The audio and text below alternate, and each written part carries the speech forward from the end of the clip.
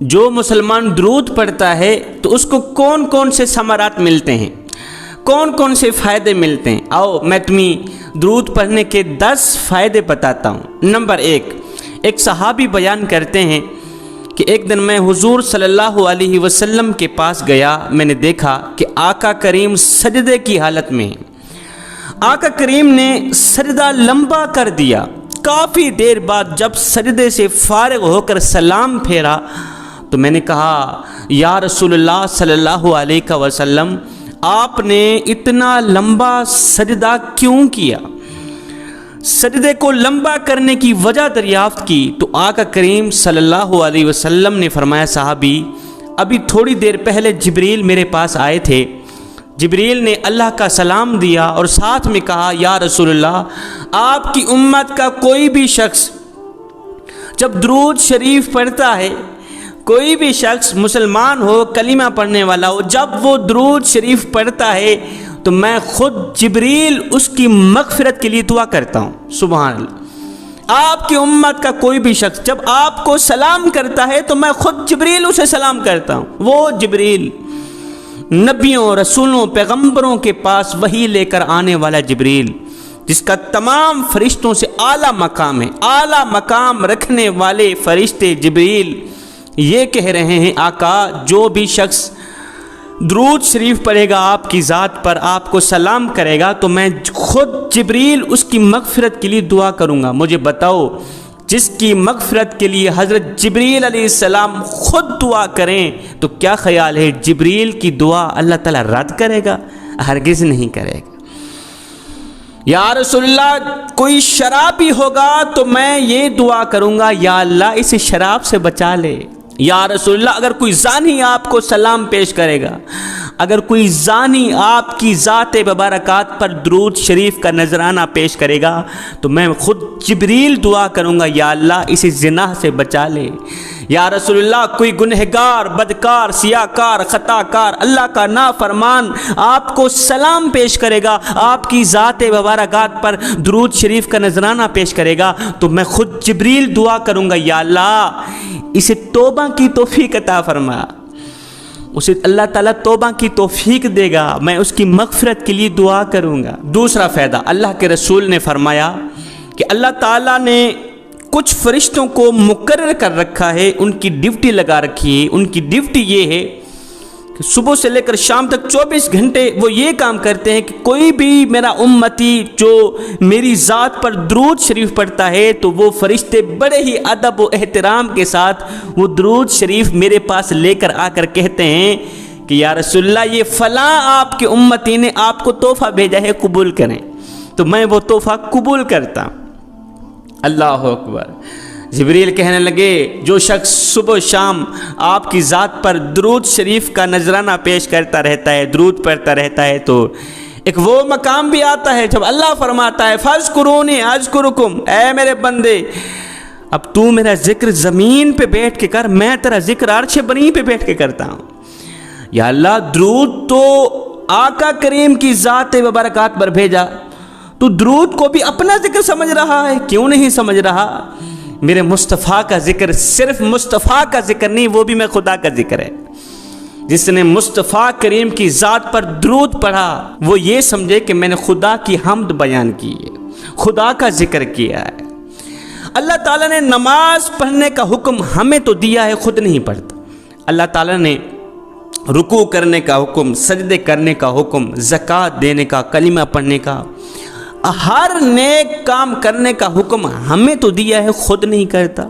یا اللہ، نماز پڑھیں ہم، روزہ رکھیں ہم، حج کریں ہم، زکوٰۃ دیں ہم، سارے کام ہم ہی کرتے ہیں، تو بھی کچھ کرتا ہے یا نہیں کرتا؟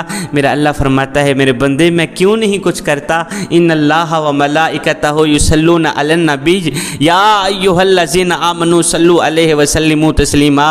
اے میرے بندے، میں تو صبح سویر نبی نبی کرتا ہوں، میں صبح بھی نبی نبی کرتا ہوں، میں تو شام کو بھی نبی نبی کرتا ہوں۔ اللہ اکبر۔ میں تو ہر وقت اپنے محبوب کی ذات پر سلام کرتا رہتا ہوں، درود پڑھتا رہتا ہوں، میں کیوں نہیں کچھ کرتا؟ ایک شخص فوت ہوا، جب فوت ہوا تو لوگ اس کو غسل دینے لگے۔ غسال نے غور کیا کہ اس کے لب ہل رہے تھے، مر گیا ہے، جسم سے جان نکل گئی، روح نکل گئی، ہل بھی نہیں سکتا، ہاتھ بھی کام نہیں کر رہے، پاؤں بھی کام نہیں کر رہے، لیکن اس کے لب ہل رہے ہیں۔ غسال نے دیکھا، دیکھ کر حیران رہ گیا۔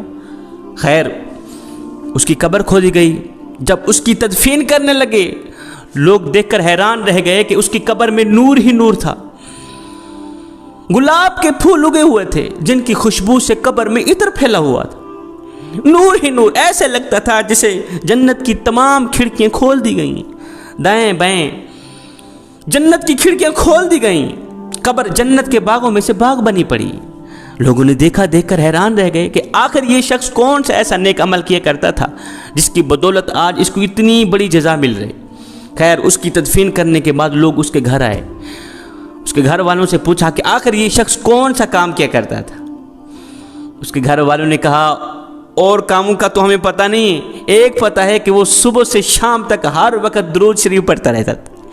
اللہ اکبر، ایک ہی کام کرتا تھا، تسبیح ہاتھ میں ہوتی تھی، درود پہ درود پڑھتا چلا جا رہا۔ ہائے، درود پڑھتا پڑھتا اس نے زندگی گزاری، مرا ہے تو درود پڑھتے پڑھتے، آج مر گیا ہے، جسم میں روح نہیں رہی، جان نہیں رہی، لیکن اس کے لب ہل رہے ہیں۔ آقا کریم نے فرمایا جو بھی شخص جس حال میں زندگی گزارے گا اسی حال میں مرے گا، اور جس حال میں مرے گا قبر میں بھی اسی حال میں کھڑا کیا جائے گا، اور جس حال میں زندگی گزارے گا کل قیامت کے دن بھی اسی حال میں کھڑا کیا جائے گا، اللہ کے سامنے اسی حالت میں کھڑا کیا جائے گا جس حالت میں اس نے زندگی گزاری۔ اب درود شریف پڑھتا پڑھتا وہ مرا تھا، قبر میں اٹھایا گیا بھی درود پڑھتے پڑھتے، قیامت کے دن بھی درود پڑھتے پڑھتے اٹھایا جائے گا۔ رسول اللہ صلی اللہ علیہ وسلم نے فرمایا جو شخص صبح کے وقت 10 مرتبہ درود پڑھتا ہے اور شام کے وقت 10 مرتبہ درود پڑھتا ہے، فرمایا قسم ہے مجھے رب ذوالجلال کی، قیامت کا دن ہوگا، نفسا نفسی کا عالم ہوگا، فرمایا اللہ کے سامنے میں اس بندے کا نام لے کے اس کی سفارش کراؤں گا۔ قیامت کا دن، نفسا نفسی کا عالم، جب ہر بندہ ہائے ہائے کی پکار رہا ہوگا۔ آدم علیہ السلام نفسی نفسی، شیش علیہ السلام نفسی نفسی، موسیٰ علیہ السلام نفسی نفسی، عیسیٰ علیہ السلام نفسی نفسی، ہر نبی ہر امتی نفسی نفسی، ہائے ہائے کی پکار رہا ہو۔ لیکن جو شخص میری ذات پر دنیا میں درود پڑھتا تھا، زندگی میں درود پڑھتا تھا، میں اللہ کے سامنے اس کا نام لے کے اس کی سفارش کروں گا، اور وہ میرے ساتھ اس طرح ہوگا جس طرح یہ دونوں انگلیاں ایک دوسرے کے ساتھ ملی ہوئی ہیں۔ حضرت سیدنا علی المرتضیٰ شیر خدا کرم اللہ وجہ الکریم کے پاس ایک شخص ہے، کہنے لگا حضرت غریب ہوں، کھانے کو کچھ نہیں، پینے کو کچھ نہیں ہے، کاسا اٹھانے میں مجبور ہو گیا ہوں، بھیک مانگنے پہ مجبور ہو گیا ہوں، صبح کو کھاتا ہوں شام کے لیے نہیں ہوتی، شام کو کھاتا ہوں صبح کے لیے نہیں ہوتی، امیری کا جنازہ نکل گیا، غربت عروج پر آ گئی، سکون کا جنازہ نکل گیا، دکھ عروج پر آ گئے، کوئی ایسا وظیفہ بتائیں، کوئی ایسا عمل بتائیں جس کو پڑھ کے میں امیر بن جاؤں، بادشاہ بن جاؤں، مالا مال بن جاؤں۔ حضرت علی نے فرمایا پھر اگر یہ حالت ہے تو صبح سے شام تک درود شریف پڑھا کر۔ اس شخص نے ایسے ہی کیا، اس نے ایک کلہاڑی خریدی اور ایک رسی خریدی، صبح درود پڑھتا پڑھتا جنگل میں چلا جاتا، لکڑیاں کاٹتا، رسی سے باندھ کر شام کو درود پڑھتا پڑھتا بازار میں بیچتا۔ اس کا یہ کاروبار چمک گیا، درود کے صدقے اس کا یہ بزنس چمک گیا۔ ایک دن آیا وہ مالا مال بن گیا، بہت بڑا امیر بن گیا، تاجر بن گیا۔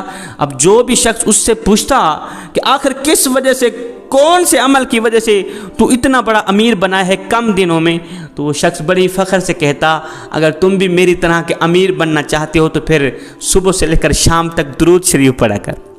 آقا کریم علیہ الصلاۃ والسلام کی ذات مبارکات پر درود شریف پڑھا کرو، یہ سب کچھ جو مجھے ملا ہے درود کا صدقہ ہی